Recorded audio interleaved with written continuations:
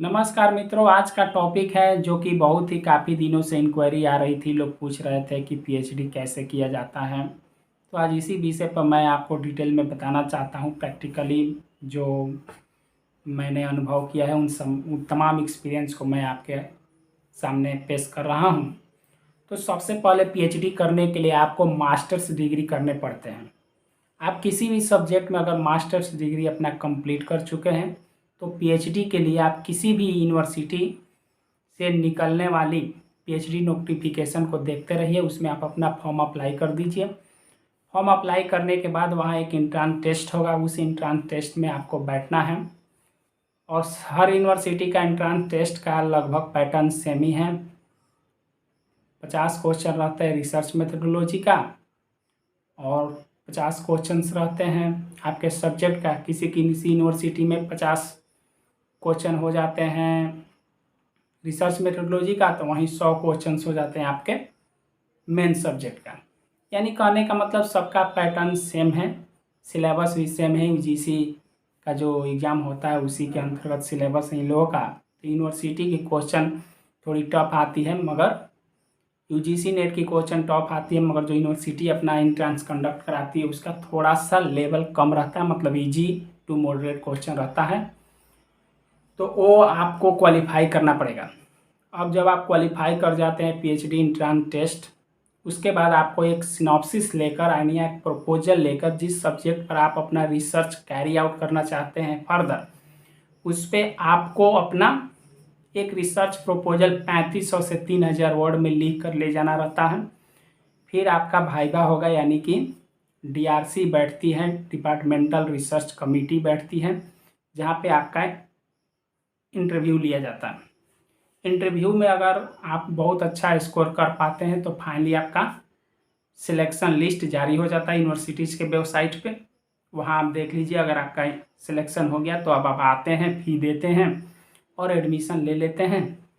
फिर आपका छः माह का कोर्स वर्क शुरू हो जाता है। 6 माह का कोर्स वर्क करने के बाद आपका एक परीक्षा होता है, उसमें आप पास करते हैं तो आरएसी होती है, रिसर्च एडवाइजरी कमेटी के सामने। फिर आपको आप अपना सिनॉप्सिस जो है वो पेश करना पड़ता है। वहाँ पे अगर आपका पोटेंशियल है रिसर्च में, जिस टॉपिक को आप लेकर जा रहे हैं उसमें अगर पोटेंशियल है तो आरएसी आपको अप्रूव कर देती है, यानी आपके टॉपिक को अप्रूव कर देती है। फिर अब आप उस टॉपिक पर लिखना पढ़ना शुरू कर देते हैं।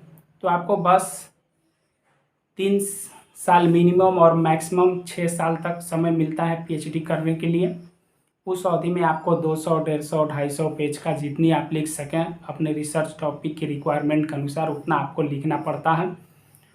और उसके बाद फाइनल आपको फिर थीसिस सबमिट करना रहता है और वाइवा होगा और आपको डिग्री मिल जाएगी। बीच में का एक और प्रोसेस है कि अगर आप प्री पीएचडी करते हैं और नेट क्वालिफाई हैं, जेआरएफ क्वालिफाई हैं, तो अगर आप जेआरएफ क्वालिफाई हैं तो आपको स्टाइपेंड भी मिलता है। फर्स्ट 2 ईयर में आपको 33 से 35 हज़ार 38 हज़ार के आसपास मिल जाता है। ये 35 टू 38 हम इसलिए कह रहे हैं कि अगर आप पटना में हैं जैसे तो आपको 38 हज़ार मिलेंगे। अगर आप मोतिहारी में हैं या किसी सिवान में हैं या छपरा में हैं तो छोटे शहरों में आपको 35 हज़ार रुपये मिलेंगे, क्योंकि जो आपका हाउस एलवांसेस मिलता है, रेंटल एलवांसेस वो पटना में ज़्यादा मिलेंगे और मोतिहारी और ये सब जैसे चीज़ों में 8% मिलेंगे, तो पटना में 10%, 12% मिलेंगे, 15% भी मिलते हैं। तो वहाँ 2-4 हज़ार का मतलब आगे पीछे हैं, तो उससे आपको ज़्यादा टेंशन लेने की ज़रूरत नहीं है। वहीं 2 साल के बाद तीसरी और चौथी साल में आपको एसआरएफ मिलना शुरू हो जाता है, मतलब सीनियर रिसर्च फेलोशिप मिलना शुरू हो जाता है।